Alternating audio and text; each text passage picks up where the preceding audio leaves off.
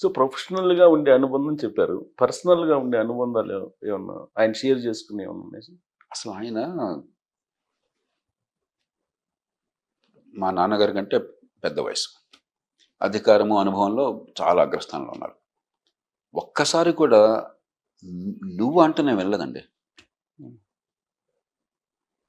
మీరు జయప్రకాష్ గారు ఆయన కుటుంబీక సభ్యులను కూడా, పిల్లల్ని కూడా గారు. అట్లాగే మామూలుగా అగ్రస్థానంలో ఉన్నవాళ్ళు, జీవితంలో విజయం సాధించిన వాళ్ళు ఇంకొకరు చులకనగా మాట్లాడతారు.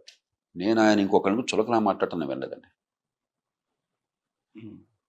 ఎంత ఆత్మస్థైర్యం ఉన్న మనిషి అంటే ఇతరులను గౌరవించడం తప్ప ఇతరులను తక్కువ చేయాల్సిన అవసరం ఆయన లేదు. చాలామందికి సంగతి తెలియకపోవచ్చు. అసలు చులకనగా ఆయన నోటి నుంచి ఇంకొకరి మాట్లాడటం నేను వినలేదు. బాగా విపరీతమైన ఆగ్రహం వస్తే అప్పుడు ఆయన కొంతమంది తిడతారు తప్పితే ఆ సందర్భంలో ఎదురుగాది కూడాను. వేరే దూరంగా తిట్టడం సమస్య ఉండదు. ఆ తప్పు చేస్తే వాడు ఒకటి రెండు సందర్భాలు అవినీతికి పాల్పడ్డ వాళ్ళు ఉంటే దానికి వాళ్ళకి తెలిస్తే ఆయన దహించిపోయిన తీరు నేను చూశాను. ఆగ్రహోదకుడు అయిపోయాను. అది తప్ప అసలు ఇంకొకరిని అవమానించడం కానీ ఏకవచనంతో సంబోధించడం కానీ మనం చూడం.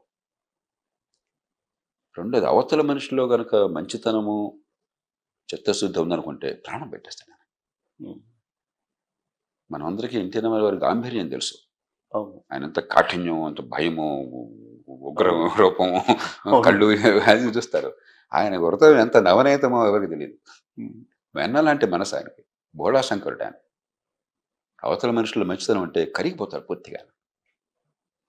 చాలా ఉదార హృదయుడు ఆయన. నిజాయితీ విషయంలో ఆత్మగౌరవంతో పాటు అసలు మీరు ఆలోచనకు అవకాశం ఆస్కారం లేదు. ఒకటి నిజాయితీ నైతికమైనది, రెండు ఇంకోటి మనం ఆశించడం ఏంటి, మన ఆత్మగౌరవానికి భంగం. Extraordinary conduct, correct. అసలు టెంప్టేషన్ లేదు ఆయనకి, ఇసు మాత్రం టెంప్టేషన్ లేదు. ఆ టెంప్టేషన్ ఉన్నాడు చూస్తే ఆయన కోపం. నేను చెప్పాను, అందరూ అలా ఉండలేరండి, వదిలేద్దాం, మనం పరిపాలన చేయాలి, మనం అందరితో అన్ని చోట్ల పోట్లాడి పెట్టుకుంటే చివరికి పని జరగదు అని చెప్పి నేను నచ్చెప్పేవాడు. అంత అంత కరెక్ట్ ఉండాలి మనిషి, చిత్తశుద్ధి ఉండాలి. ఆడపిల్లలు కష్టపడితే ఆయనకి కన్నీళ్ళు వస్తాయి. ఆయన ముఖ్యమంత్రిగా ఉన్నప్పుడు ఆస్ట్రేలియా నుంచి ఒకరు ఫోన్ చేసి ఉదయ పని మాట్లాడుతుంది.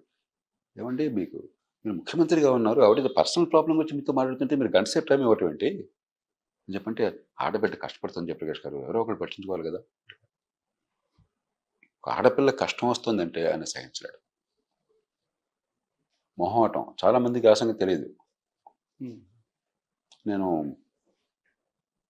ప్రకాశం జిల్లాలో అనుకో ఒక కాలేజీ, ప్రైవేట్ కాలేజీ, మంచి బాగా నడుస్తున్న కాలేజీ చీరాల్లో, మీరు వినుంటారు, విఆర్ఎస్ వైఆర్ అని కాలేజ్ అనుకుంటాను.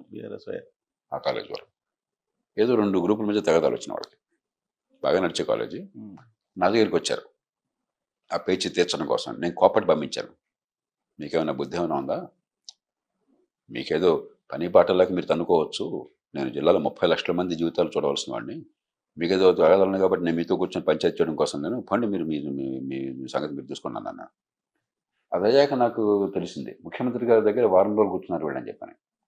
నేను తర్వాత వచ్చి ఆయనతో అన్నాను, ఏమంటే నాకు మీరు పెట్టినటువంటి కలెక్టర్గా నాకు టైం లేదని నేను చివరిటేసి పంపించాను, టైం ఉందా లేదని కదా అసలు ఈ పేరు మనకెందుకు ఇదంతా వాడి పేరు చూసుకోవాలని, మీ టైం వాళ్ళు తినేసారట ఏంటని చెప్పంటే, కాదని లేపని జయప్రకాష్ గారు వాళ్ళు వచ్చారు అని చెప్పనంటున్నారు.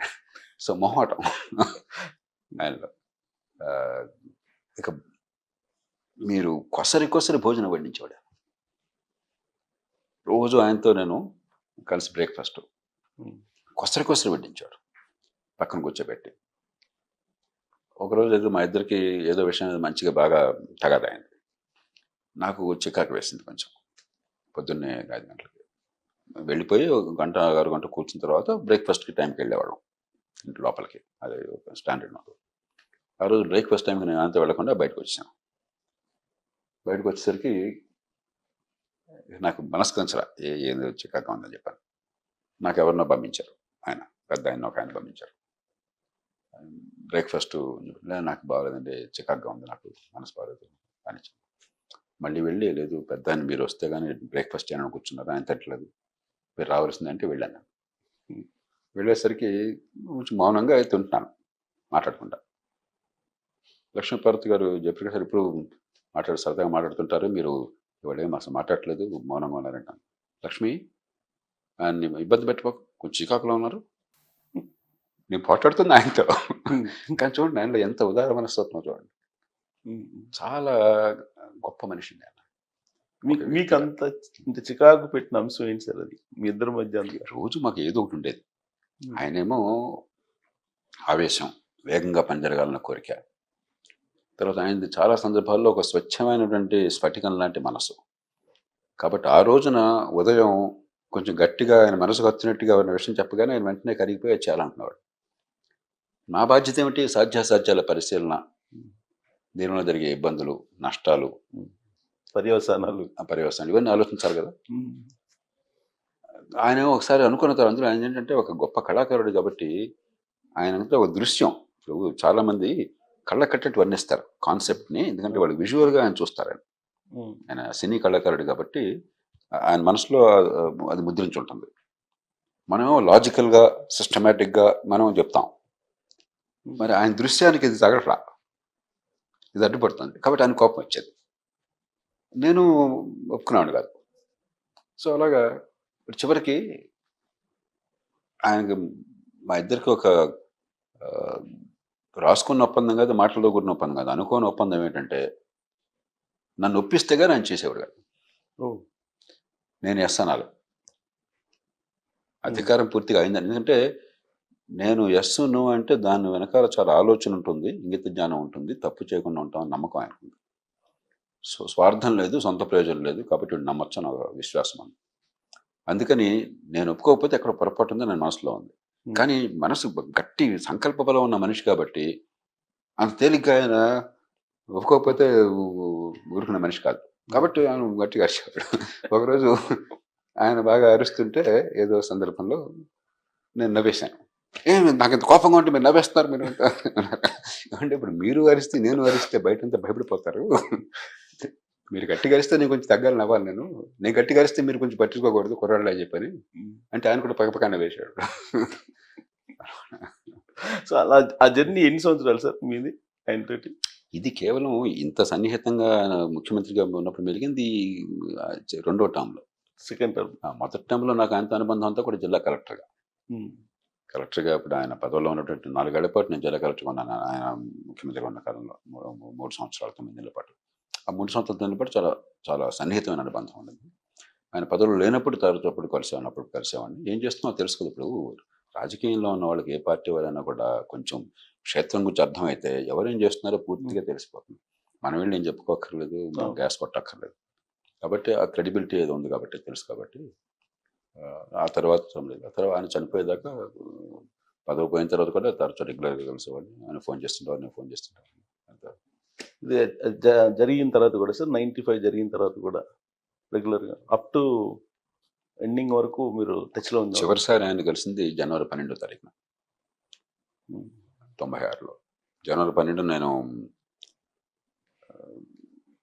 కర్ణాటక వెళుతున్నాను. అక్కడ మా పిల్లనిచ్చిన మామగారు పాపారావు గారు బాగా ఆయన కూడా ఎలాంటి తత్వం, మంచి చిత్తశుద్ధి, నిజాయితీ, సమాజ హితం, ఒక గాంధేయవాది ఆయన. ఇదంతా కూడా నాకు కన్న తండ్రి ఎంతో. నాకు 3 తండ్రులు అని చెప్తుంటున్నప్పుడు కన్న తండ్రి, పిల్లనిచ్చిన మామగారు, ఎన్టీ రామారావు గారు, 3 కూడా నాకు సమానం తండ్రులుగా. నేను అడిగి వెళుతుంటే ఆయనేమో ఎప్పుడు ఎవరిని అడగిన మనిషి ఆయన ఎన్టీఆర్ గారు.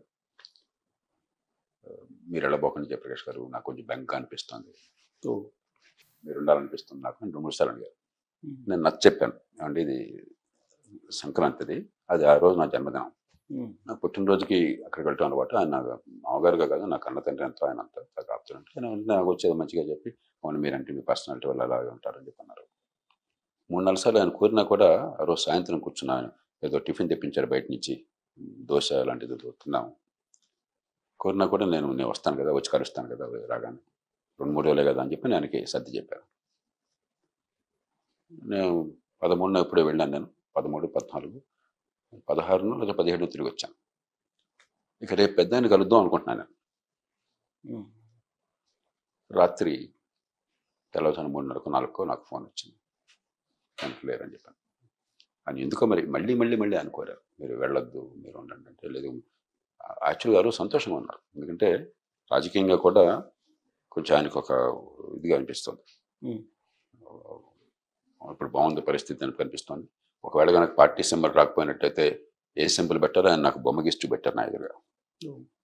తాత్కాలికంగా ఆయనకి సింబల్ రద్దు, ఆయనకి ఇవ్వకపోతే పార్టీ మీది కాదు అన్నట్టయితే నాతో అన్నారు, పదవి పోతే పోయింది జయప్రకాష్ గారు, పార్టీ నాది కదా అంటారు ఏమిటి, ఉమ్. పార్టీ నేను కాకుండా పార్టీ ఏమిటి, పార్టీ పెట్టింది ఎవరు అంటాడు ఆయన. అది టెక్నికల్ అంటే మనం ఏం చేస్తామని చెప్పారు అనమాట. ఉమ్. అది చివరి చేసినారు. అందుకని నాకు ఇప్పుడు కళ్ళు చెమరుస్తాయి తలుచుకుంటే. ఆ రోజున మనం అనుకోలేం కదా రేపు ఎట్లా ఉంటుందని చెప్పాను. అది ఉమ్. కానీ ఆయన ఉంటే మీరు వెళ్ళారంటే అది ఇప్పటికి కూడా మీకు చాలాసేపు ఆయన నన్ను మళ్ళీ మళ్ళీ బ్రతిమలాడు. అంటే ఆయన చాలా ఆత్మగౌరవం ఉన్న మనిషి, ఎవరిని ఏది కోరడం. ఉమ్. ఆ రోజున ఎందుకో మరి ఆయన కనిపించింది అట్లాగా సెంటిమెంటల్గాను. నేనేమో అక్కడికి తప్పనిసరి వెళ్ళాలి, తిరిగి కలుస్తాను కదా నేను అనుకుంటున్నాను. ఉమ్. అదే చివరి చూపని నేను అనుకోలేదు. యాక్చువల్గా సార్ ఆయన పర్సనల్ ఇష్యూస్ మీతో షేర్ చేసుకునే వాళ్ళ? ఒకసారి నాతో ఆయనే షేర్ చేసుకోవడానికి ప్రయత్నం చేశారు ఢిల్లీలో. ఉమ్. నేను వద్దని చెప్పాను కర్కశంగా. ఓ. జయప్రకాష్ గారు, నేను మీకంటే ఆప్తులు ఎవరు లేరు నాకు, నేను మనసులో ఉన్నవి పంచుకోవాలి మీతో అంటే మీరు చాలా చేయొద్దు, నా బాధ్యత ఈ రాష్ట్రంలో మీరు పరిపాలన చేయడానికి మీకు అండగా ఉంటాం.